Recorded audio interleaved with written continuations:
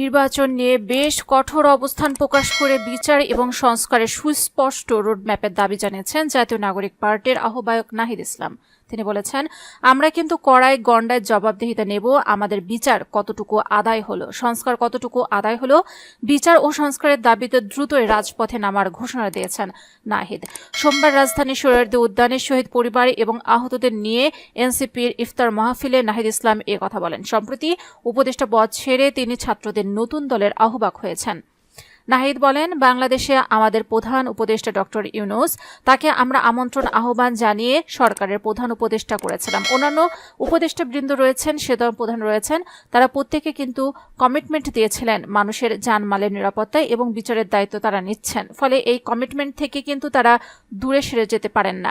জনগণের সামনে কিন্তু দাঁড়াতে হবে। ফলে আমরা কিন্তু কড়াই গণ্ডায় জবাবদিহিতা নেব। আমাদের বিচার কতটুকু আদায় হলো, সংস্কার কতটুকু আদায় হলো।